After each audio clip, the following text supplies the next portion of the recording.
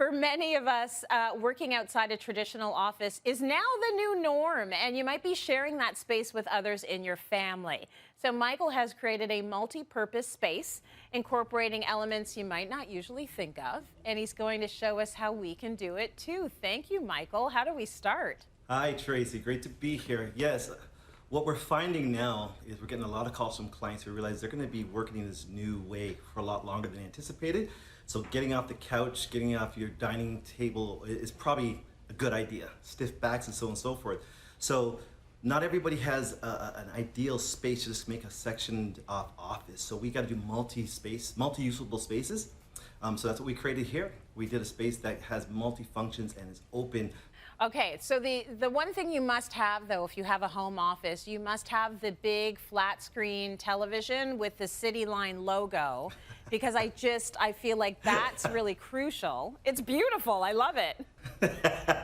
No, it's great. What that does is it's multi-use, because there's a few of us working in this space, right? So we're able to stay where we are and share what's on our computer using like iTV or something, but it's also good for entertaining. So if this is perfect for if you have a basement area or so on and so forth, because we have a couch here, so that when you want to switch to entertainment mode, you're watching TV too. So it's multiple use, but what's really great is we can all stay in our space, stay socially distanced while we're working, and interact with the TV. Now, I understand you have a before shot. Tell us the difference between how it looked before and what you did to make it look how it does now.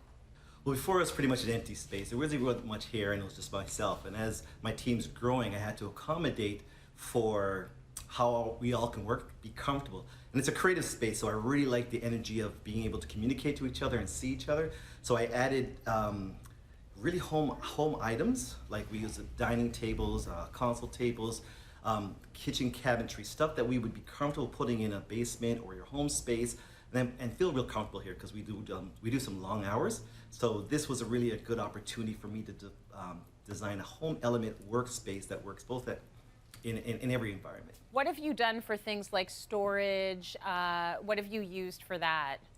Right, so this was great. We used these kitchen cabinets from IKEA, and why that I found that was great is because it's not just an office space. They're larger formats with the pot drawers and the pantries. They're very deep, so it adds additional storage outside of just our office elements, but also for home elements as well. Also, the countertops and the backsplash is something I wanted to really bring into big flavor. So these are from Handstone, and they're Canadian and locally sourced, which are fantastic, right? We can add our flavor and give us an environment that doesn't feel so sterile and, again, homely. Okay, well, that's good. And the other thing you need to think about is just the lighting game. You kind of have to up your lighting game if you've got an actual functioning office, right? What did you do in that respect? 100%. I actually did a video podcast with Joanne Domenico. It's called Lifestyle Design, and we talked about the important elements of an office. And one of them was really important is your lighting. Every space I design has multiple light sources, but in your office it's so important as well, because we're looking at a light source and it's really hard on the eyes. So I try to put 3 to 5 light sources in every area. Here we're really lucky. We have a beautiful skylight, but even so, I still have perimeter lighting. You still have desk lighting, other light sources, so that you have a nice even tone of light that's always controllable depending on how much sun or nighttime.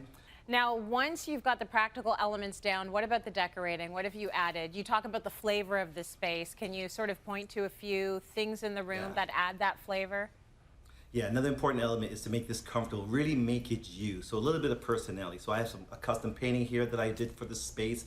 I have open spaces here. It's really important for me to get up and move around, which is key in office spaces. You don't want to be stuck in one place. So I have an open area where I can bring out my yoga mat and stretch. I have my awards. I have stuff that inspires me, that makes me feel good. Thank you for those tips.